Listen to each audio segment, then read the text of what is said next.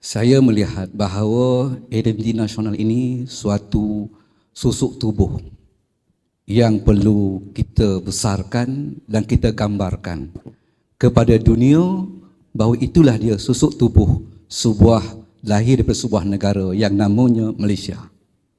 Dan sebenarnya kalau kita melihat kepada perlembagaan persekutuan itu sendiri dan juga kontrak sosial yang ada, cukup jelas bahawa negara kita ini adanya identiti. Tetapi sayangnya identiti ini tidak kita besar-besarkan. Sebaliknya ada pihak yang lain sangat segar, sangat bersemangat dari awal hingga hari ini untuk merubah identiti itu. Malaysia adalah satu gerakan untuk memadamkan dan juga menghilangkan identiti negara kita. Yang mana Islam sebagai agama persekutuan, siapa pun walaupun mereka bukannya orang Islam, tetapi mereka tetap menerima bahawasanya negara kita ini beragama. Islam sebagai agama persekutuan. Dan budaya Melayu itu adalah satu budaya yang memang menjadi identiti. Apabila dia melihat pada budaya itu sahaja, maka tahulah mereka bahawa inilah dia identiti negara yang namanya Malaysia. Bahasa Melayu suatu juga antara ciri yang dilekatkan sebagai identiti negara kita nasional itu sendiri. Dan apabila kita lihat contohlah ya, baru-baru ni apabila tidak boleh melaungkan Allahu Akbar, bagi saya itu satu tindakan yang menjejaskan tentang identiti negara kita. Sebab negara kita ini agama Islam persekutuan. Maka apa sahaja yang perlu menggambarkan Islam itu sebagai agama negara dan rakyat dia membesarkan agenda itu dan perlembagaan itu dan agama itu, maka kita perlu memahamkan kepada orang bukan Islam, orang yang tidak beragama Islam, inilah bentuk corak negara kita dalam menunjukkan kebersamaan mereka dalam isu-isu Palestin. Kerana identiti itu adalah menggambarkan identiti yang ada pada negara kita dan dia mengikat dengan jaringan-jaringan negara luar, khususnya di Palestin hari ini.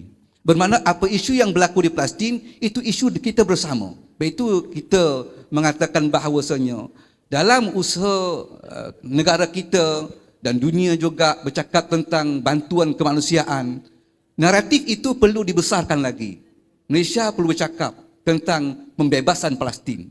Kerana pembebasan Palestin ini suatu yang sepatutnya menjadi perjuangan negara kita yang identitinya adalah Islam sebagai agama persekutuan dan majoritinya adalah orang Islam. Mengapa kita teragak-agak? Mengapa kita berfikir terlalu panjang untuk mengangkat agenda, untuk mengangkat tentang identiti Islam sebagai agama persekutuan itu? Ini yang kita bimbangkan.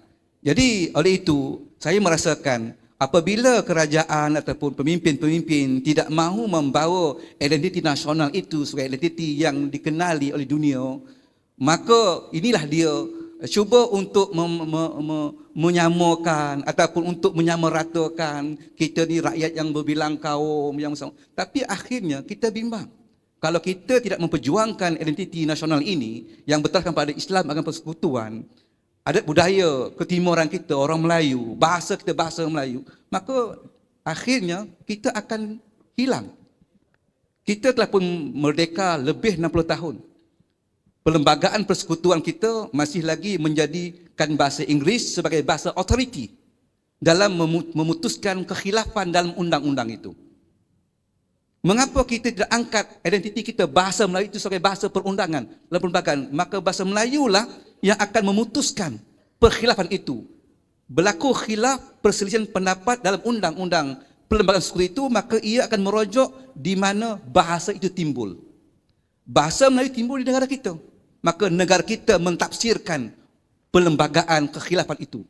Tetapi kalau kita mengatakan bahawasanya perlembagaan persekutuan dalam bahasa Inggeris itu sebagai bahasa yang berautoriti, mentafsirkannya berlaku kekhilafan dalam undang-undang negara, maka ia akan merujuk di mana timbulnya bahasa itu. Timbulnya di barat. Alangkah ruginya dan malangnya undang-undang yang ingin dilaksanakan oleh negara kita, tetapi ianya ditafsirkan oleh orang luar untuk negara kita. Jadi situlah dia perjuangan ketirisan identiti kita, negara kita ini belum benar-benar mengangkat bahasa Melayu sebagai bahasa identiti. Dan kita lihat ada usaha di sana untuk mencampur adukkan, mengkelabukan di signboard jalan raya, di mana-mana adanya tanda keharmonian. Bagi saya berjasa melihat bahawasanya kita mesti mengangkat identiti negara kita. Oleh pelancong masuk sahaja negara kita, dilihat bahawasanya inilah dia sebuah susuk tubuh negara yang ada identiti, yang menjunjung Islam sebagai agama persekutuan. Bahasa Melayu itu adalah bahasa kebangsaan yang kita semua guna, dan juga budaya Melayu adalah budaya semua bangsa di negara kita ini. Ini ada yang bagi saya perlu kita perkemaskan dan kita lihat supaya apa, anak cucu kita terus kenal dan kekal bahawa kita bergerak di atas identiti yang kuat dan mantap. Namun usaha-usaha ini terus berlaku untuk dihapuskan. Bagi saya dengan baru-baru ini pun kita lihat bahawasanya kena mengaku isytiharkan Malaysia ini sebuah negara sekular. Maka Malaysia juga perlu dimulalah bergerak dengan hebatnya. Kalau perkara ini tidak disedarkan kepada anak watan kita, pada generasi kita yang di bawah ini, maka akhirnya kita tidak ada identiti sebuah negara. Sebut saja negara Malaysia, apa identitinya? Tidak nampak. Akhirnya kita akan menjadi sebuah negara yang tidak beridentiti. Dan ditambah juga dengan kekuatan kuasa dominasi orang Melayu itu semakin lemah, dan orang yang ada kekuatan ekonomi, orang yang kaya akan memegang tampuk pemerintahan negara.